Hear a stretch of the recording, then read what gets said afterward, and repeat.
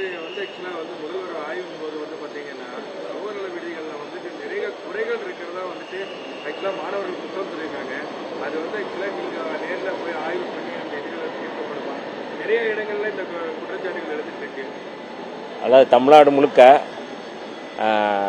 இந்த சமூக நீதி துறையை கட்டுப்பாட்டுக்குள் இருக்கின்ற விடுதிகள், அந்த விடுதிகளில் நாங்கள் ஒவ்வொன்றாக இப்பொழுது ஆய்வு செய்து வருகின்றோம். அந்த வகையில் தான் நேற்றைக்கு மாண்புமிகு முதல்வர் அவர்கள் அந்த விடுதியை ஆய்வு செய்தார்கள். நிறையா விடுதிகளை நாங்கள் ஆய்வு செஞ்ச இடங்கள்லையும் கடந்த காலங்களில் எப்படி இருந்ததோ அப்படியே தொடர்கின்றன.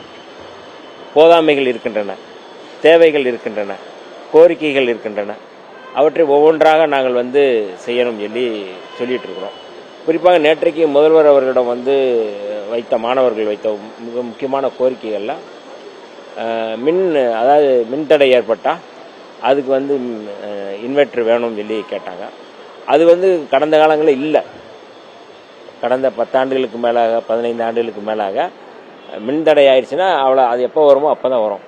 ஆனால் மாணவர்கள் அந்த கோரிக்கையை சொன்ன உடனே வீடுகளில் இன்வெர்டர் இருக்குது, எங்களுக்கு இல்லை அப்படின்னு சொல்லும்போது அதை கவனத்தோடு கேட்டு உடனடியாக அதை அதுக்கான பட்ஜெட்டை கூட்டி உடனே செய்யுங்க அப்படின்னு சொல்லியிருக்கிறாரு.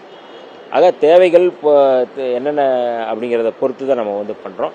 அதனால் மாணவர்களுடைய உணவு அந்த தரத்தையும் நாங்கள் கூட்டணும்னு சொல்லியிருக்கிறோம். ஒவ்வொன்றாக அதை பரிசீலிக்கணும். உடனடியாக மாண்புமிகு முதல்வர் அவர்களும் எங்களுக்கு உத்தரவிட்டிருக்கிறாரு, நீங்கள் இதெல்லாம் செய்யணும் அப்படின்னு சொல்லியிருக்கிறாங்க.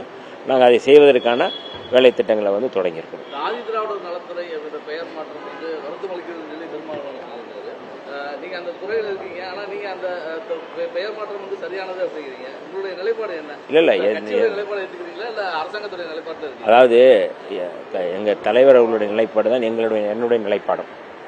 அதனால் தலைவர் எடுத்த நிலைப்பாட்டுக்கு நாங்கள்லாம் கட்டுப்படக்கூடியவர்கள்லாம். நாங்கள் அவருடைய தொண்டர். தலைவருடைய முடிவை நாங்கள் ஏற்றுக்கொள்ளக்கூடியவர். அதில் மாற்று கருத்து எதுவும் இல்லை. பள்ளிகளெல்லாம் கொடுக்கக்கூடிய அந்த நோட்லாம் டைரியில் ஜாதி பேர்லாம் கேட்கக்கூடிய நிகழ்வுகள் ஏற்கனவே அரசாணைகள் இருக்கு, இருந்தும் தனியார் பள்ளிகளெல்லாம் இல்லை அப்படி எங்காவது இருந்ததுன்னா நம்ம கடும் நடவடிக்கை எடுக்கப்படும் சொல்லி மாண்புமிகு பள்ளிக்கல்வித்துறை அமைச்சரே சொல்லியிருக்கிறாரு. அதுதான் எல்லா துறைகளுக்கும் அதுதான் பொருந்தும். புதிதாக இல்லை, எங்கேயுமே சாதி தொடர்பான அணுகுமுறையோ அந்த பாகுபாடோ இருக்கக்கூடாது என்பதால் அந்த அடிப்படையில் நாங்கள் செயல்பட்டு கொண்டிருக்கோம். சமூக நல விடுதிகளில் நீங்கள் இப்போ அமைச்சராக பொறுப்பேற்றீங்க, ஏதாவது அவங்களுக்கு செஞ்சு கொடுக்கறதுக்கான திட்டங்கள், புதிய திட்டங்கள் வச்சுருக்கீங்களா? தற்போதைய நிலை மாற்றத்தை மாறி இல்லை, அதான் இப்போ சொன்னேன்ல, அவங்களுடைய தேவைகள், கோரிக்கைகள், போதாமைகள் எல்லாவற்றையும் தெரிந்துட்டு ஒன்று நாங்கள் செய்கிறோம். அதில் ஒன்று தான் இந்த இன்வெர்டர் ஒன்று, உணவு தரத்தை கூட்டுறது, இது எல்லாமே அதில் சொல்கிறது தான். அதனால் இல்லை, அதுதான் இதுவே மிக முக்கியமானதாக தான் இருக்கணும். அவங்களுக்கு தேவை, பெரிய மாணவர்களுக்கு தேவை நல்ல ஸ்ட்ரென்த்தான உணவு தான் வேணும். அதை நாங்கள் கொடுக்கறது தான் முயற்சி பண்ணுறோம். அப்போ மின் தடை இல்லாமல் இருக்கணும்னு நினைக்கிறோம். வேறு விளையாட்டுக்கான ஒரு மைதானம் வேணும்னு கேட்குறாங்க. அந்த இடத்துல எங்களுக்கு ஒரு ஜிம்மு மாதிரி வேணும்னு கேட்குறாங்க. லைப்ரரி நவீனத்துவம் வேணும்னு கேட்குறாங்க. அது எல்லாமே கோரிக்கைகள். அது நம்ம ஒன்றா நம்ம செஞ்சிட்ருக்கோம். ஏற்கனவே அது பரிசீலனை இருக்கிறது தான். அதை நம்ம செய்கிறதுக்கு தான் நம்ம ஒப்புக்கொண்டிருக்கோம். கோவை நீதிமன்றம் முன்னாடி அம்பேத்கர் சிலை வைக்கணும்னு 2008 தீர்மானம் போட்டுருக்கு கோவை மாநகராட்சியில். ஆனால் இப்போ வரைக்கும் சிலைகள் அம்பேத்கர் சிலை வைக்க முடியல. தொடர்ச்சியாக அந்த தலித் அமைப்புகள் தொடர்ச்சியாக வலியுறுத்திக்கிட்டே இருக்காங்க. இது வரைக்கும் அதை செய்ய முடியல. அது கவனத்தில் எடுத்துக்கிறீங்களா? இது குறித்து நேற்றைக்கு தான், நீங்கள் கேட்பதற்கு முன்பாகவே நேற்றைக்கு தான் இது குறித்து பேசியிருக்கிறோம். மாண்புமிகு பிற்படுத்தப்பட்டோர் நலத்துறையுடைய அமைச்சர், கோவையினுடைய பொறுப்பு அமைச்சர் மரியாதைக்குரிய அண்ணன் சம்பத்குமார் அவர்களோடு இது கலந்து பேசியிருக்கிறோம். அவர் தான் இதை முன்னெடுத்து நம்ம செய்யணும்னு சொல்லியிருக்கிறாங்க. ஆகவே உங்களுடைய அந்த விருப்பமும் மக்களுடைய விருப்பமும் அது நிறைவேறும் என்பதில் எந்த மாற்று கருத்தும் இல்லை. கோவை சிறையில் இருக்கக்கூடிய சிறைவாசிகள் நீண்ட எல்லாத்துலேயும் ஒரு கோரிக்கை இருக்காங்க. அவங்களை ரிலீஸ் பண்ணணும்னு சொல்லிட்டு நீங்கள் அரசுக்கு இதை பற்றி நீங்கள் இது பண்ணுவீங்களா? அதாவது இந்த கோவை இஸ்லாமிய சிறைவாசிகள் விடுதலை தொடர்பாக நீண்ட காலமாக அந்த விடுதலையில் பங்காற்றுகின்ற ஒரு இயக்கம் விடுதலை சிறுத்தைகள் இயக்கம். பல 10 ஆண்டுகளாக அவர்கள் சிறையில் சொல்லனா துயரத்தில் இருக்கிறார்கள். அந்த குடும்பத்தைச் சேர்ந்தவர்கள் எங்களை தொடர்ந்து தலைவர் அவர்களை சந்தித்து அதே போல் வந்து மாண்புமிகு பள்ளிக்கல்வித்துறை அமைச்சர் அவர்களை சந்தித்து, சட்டத்துறை அமைச்சரை சந்தித்து, என்னை சந்தித்து கொடுத்திருக்கிறார்கள். அதை வந்து நாங்கள் வந்து மாண்புமிகு முதல்வர் அவர்கள்ட்ட கொடுத்துருக்குறோம். அப்போ அதை எத்தனை பேர் விடுதலை செய்வார்கள், எத்தனை பேர் அப்படிங்கிற லிஸ்ட்டு வந்து இப்போ வந்து எடுத்துகிட்டு இருக்கிறாங்க. கட்டாயம் அவருடைய விடுதலை மிக விரைவில் இருக்கு என்பதை மட்டும் இந்த இடத்துல நாங்கள் சொல்லிக்கொள்ள கடமைப்பட்டிருக்கிறோம்.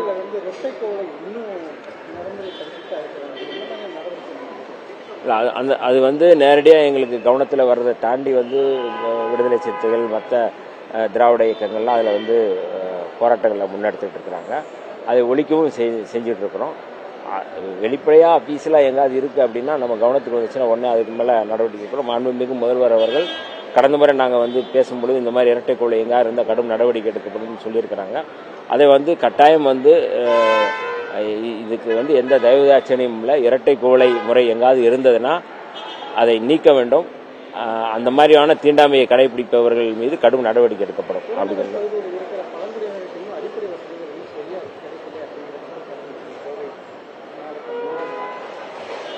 இப்போ தான் சமீபத்தில் தான் நான் வந்து இந்த ஒவ்வொரு மலைப்பகுதியாக நாங்கள் போயிட்டு இருக்கோம்.